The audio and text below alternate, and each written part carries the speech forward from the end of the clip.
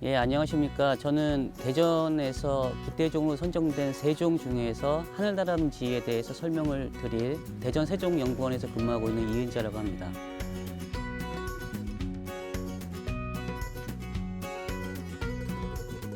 기대종이라는 것은 그 어떤 특정 지역의 어떤 생태적 측면, 그리고 뭐 사회 문화적인 측면들을 다 고려해서 선정이 되는 그런 종인데, 어떤 그 특정 지역의 서식지의 어떤 그 회복을 지표할 수 있는 그런 지표종이면서도 핵심종이라고 할 수가 있습니다.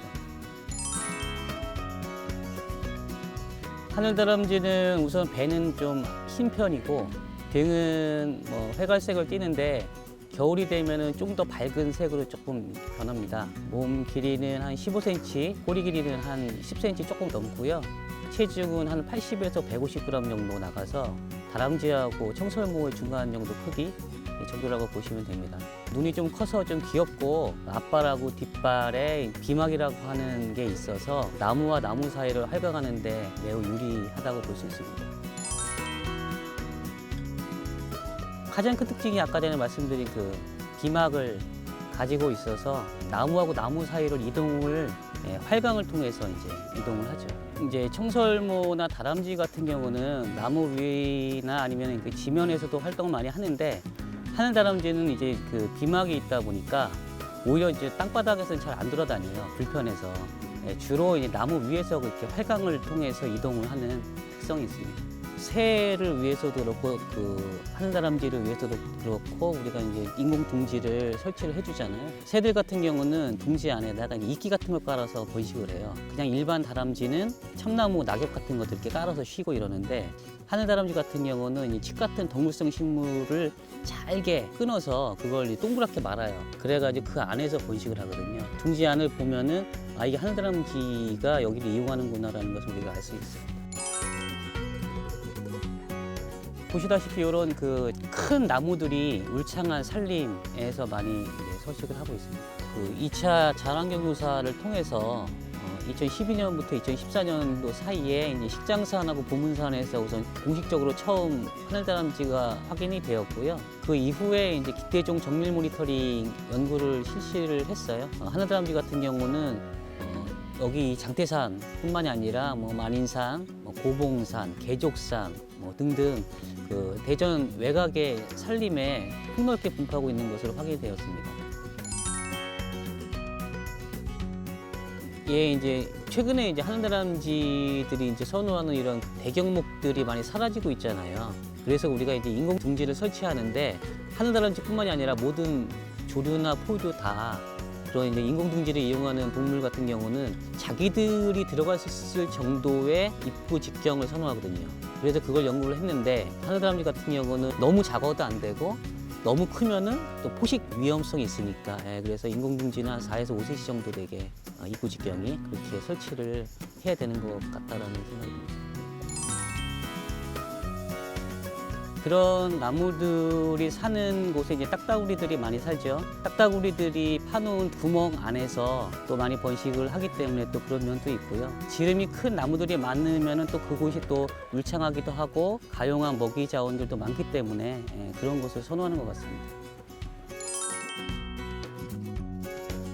하늘다람쥐는 이제 봄부터 가을에 걸쳐서 1회에서 2회까지 이제 번식을 한다고 알려져 있고요. 40일 정도 임신 기간을 거쳐서 한 마리에서 6마리까지 낳는 것으로 알고 있는데, 제가 지금까지 확인한 바로는 한 2마리에서 3마리 정도의 새끼를 낳는 것이 일반적인 것 같습니다. 그 무선 추적 조사를 통해서 행동권을 파악을 했는데 시기별로는 좀 차이는 있고 이제 그 성별로도 차이는 있지만 일반적으로 한 10헥타르 정도의 행동권을 갖고 있는 것으로 파악이 되었습니다. 주로 뭐 낮에도 활동을 하지만 주로 이제 야간에 많이 활동을 하는 것으로, 아무래도 뭐 인간이라든지 포식압을 좀 더 이제 그 낮출 수 있는 방안으로서 대부분의 많은 포유류들이 이제 야행성이거든요. 하늘다람쥐도 그러지 않을까 생각합니다. 그 당시에 이제 또 처음으로 이제 대전에서 서식이 확인된 것도 있고, 그 산림을 대표할 수 있는 어떤 그 상징성이 또 있죠. 그리고 좀 귀엽기도 해서 친근한 그런 이미지도 있고, 그래서 선정위원회 그리고 시민 설문, 전문가 의견 이런 것들을 다 거쳐서 이제는 그 산림에는 하늘다람쥐 습지나 이런 계곡 이런 데는 이제 이끼도롱용, 그리고 이제 하천은 이제 감돌고기 이렇게 서식지별로 좀 구분해서 이제 세 종을 선정한 겁니다. 좀 귀엽기도 하고 제가 이제 옛날부터 하늘다람쥐 연구를 좀 많이 하고 싶었었어요. 석사, 박사 때부터 여의치가 않아서 다른 종으로 하고 사실 후배한테 하늘다람쥐 연구를 좀 지도도 하고 그랬었거든요. 하늘다람쥐가 이제 지금 뭐 천연기념물 328호고 또 환경부 멸종위기 야생생물 2급이기도 하는 되게 중요한 종이긴 한데 사실은 우리나라에서 분포라든지 기본적인 생태학적인 연구가 전혀 되어 있지 않기 때문에 또 특히나 이제 산림을 어떤 대표할 수 있는 지표종임에도 불구하고 사실 연구가 많이 안 돼 있었거든요. 그런 의미에서 사실은 좀 중요하지 않을까, 연구가 필요하지 않을까라는 생각에서 사실 이 하늘다람쥐에 대한 관심이 예전부터 좀 많았습니다. 뭐 우선은 약간 좀 뭐 통통하다고 해야 되나요? 예, 그리고 눈이 또 크고 그냥 외형적으로 되게 그냥 귀엽게 생겼어요. 아마 보시면은 대부분 그렇게 느끼실 겁니다. 그 인공둥지 안에서 이제 하늘다람쥐가 쉬고 있었는데 그거 모르고 이제 제가 둥지안을 확인을 하다가 그 하늘다람쥐가 제 잠바 속으로 나가서 예, 저 둘 다 당황했었던 그런 적도 있었죠. 조금 민감한 편이에요, 하늘다람쥐가. 그래서 사실 그때 새끼 2마리를 지금 이제 키우고 있었던 중이긴 했어요. 추후에는 걔가 이제 그 입으로 그 새끼 2마리를 물고 다른 둥지로 이동을 했죠. 예, 뭐 제가 뭐 죽을 죄를 뭐 청설모도 그렇고 얘들이 그 둥지를 한 곳만 이용하는 것은 아니에요. 주변에 이제 여러 개의 둥지를 그때그때 상황에 따라서 이제 그 이용을 하거든요. 그래서 아마 자기들의 다른 둥지로 아마 갔을 거라고 생각됩니다.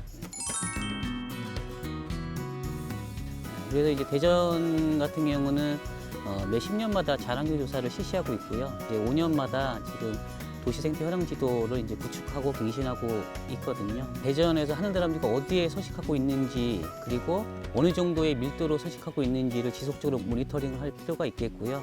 대전에서 하늘다람쥐의 어떤 생태적인 특징, 행동학적 특징, 번식 생태 이런 다양한 이제 생태적인 연구들이 좀 필요할 것으로 생각이 됩니다.